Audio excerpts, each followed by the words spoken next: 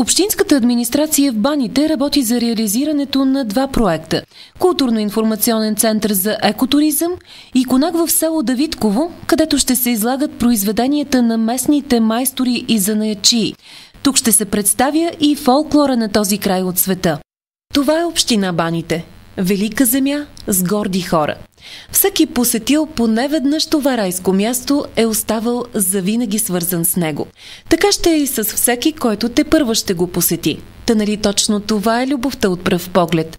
Виждаш нещо веднъж и не го забравяш цял живот. Всеки при нас е добре дошъл по всяко време.